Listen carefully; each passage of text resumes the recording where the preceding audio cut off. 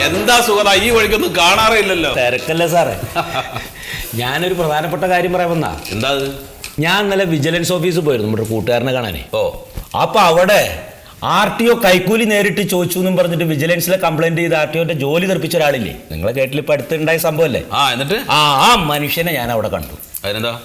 അല്ല, അയാൾ പ്രാവശ്യം കംപ്ലൈന്റ് ആയിട്ട് വന്നിരിക്കുന്നു വില്ലേജ് ഓഫീസിൽ നിന്ന് നേരിട്ട് കൈക്കൂലി ചോദിച്ചു, അതിനെതിരെ നടപടി വേണമെന്നുള്ള കംപ്ലൈന്റ് ആയിട്ടാണ്. കൊടുക്കട്ടെ. ഒരു സാധാരണ മനുഷ്യൻ, കോയ എന്നാണ് അയാളുടെ പേര്. എന്താണ് കോയ?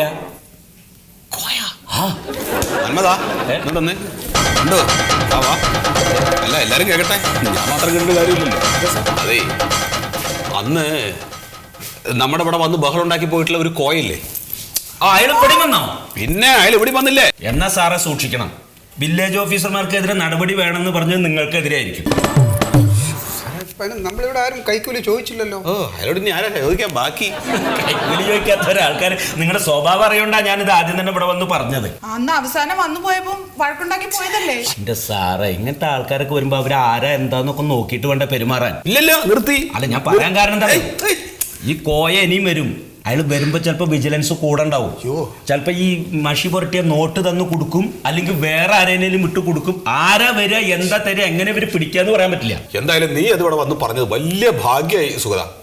അല്ല, ഇനി സൂക്ഷിക്കണം. ഇനി കാശിന്ന് കണ്ട എല്ലാം മറന്നിട്ട് ആക്രാന്ത് മേടിക്കരുത്, അതാ പറഞ്ഞത്. ഇല്ലടോ, നിർത്തി എന്ന് പറഞ്ഞില്ലേ? ഞാൻ പോട്ടെ. ദൈവമാണ് സുഖമായിട്ടാണുള്ളത്. അഭിനയിക്കാൻ പോയിട്ടുള്ള ജോലികളെ അതാ സമാധാനമായിട്ട് ജോലി ചെയ്യാന്ന് വിചാരിച്ചപ്പോ അലാക്കില് പൊക്കായി പോയിട്ടത് അവലും കഞ്ഞായിപ്പോയി അലാക്കില് കൊണ്ടുവച്ച ബാഗ്. സാറേ, അളവിന് പോയിട്ട് എന്തായി? അളവിന് പോയതോ എന്നെ കൊണ്ട് പറയിപ്പിക്കണ്ട. അല്ലാന്ന് അയാളെ വീട്ടിൽ പോയിട്ട് ആകെ ഇടങ്ങറായിരുന്നു.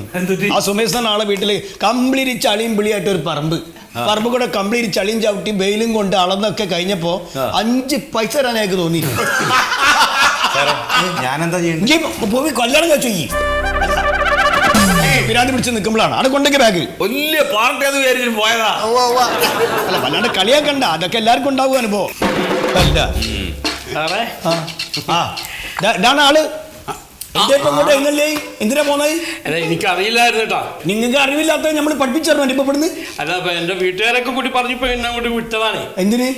സ്കെച്ചിന്റെ കാര്യം. സ്കെച്ചൊക്കെ ഞാൻ എന്റെ സൗകര്യം പോലെ തരും. അതിന് സൗകര്യം ഞാൻ കൊണ്ടുവന്നിട്ടുണ്ട് സാറേ.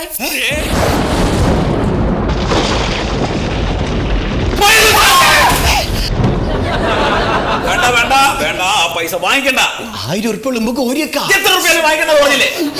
അതെ, ഞാൻ വില്ലേജ് ഓഫീസർ ആയിട്ട് ഇരിക്കുന്നിടത്തോളം കാലം ഇവിടെ ഒരൊറ്റ ആളും കൈക്കൂലി വാങ്ങിക്കാൻ പാടില്ല. ഇതൊക്കെ എന്നുണ്ടായ നിയമം? ഇന്നുണ്ടായ നിയമം. നിങ്ങൾക്ക് എന്താ ആവശ്യം? സ്കെച്ചല്ലേ? ആ സ്കെച്ച് മൊയ്തു സാറ് നാളെ ഇവിടെ റെഡിയാക്കി വെക്കും. രാവിലെ വന്നിട്ട് വാങ്ങിച്ചോണ്ട് പോണം. ഇനി മുതൽ ആളുകളോട് വളരെ മാന്യമായ രീതിയിൽ ചിരിച്ച് സന്തോഷത്തോട് കൂടിയിട്ട് നമ്മൾ പെരുമാറാൻ പാടും. ശരി, നിങ്ങൾ പൊക്കോ.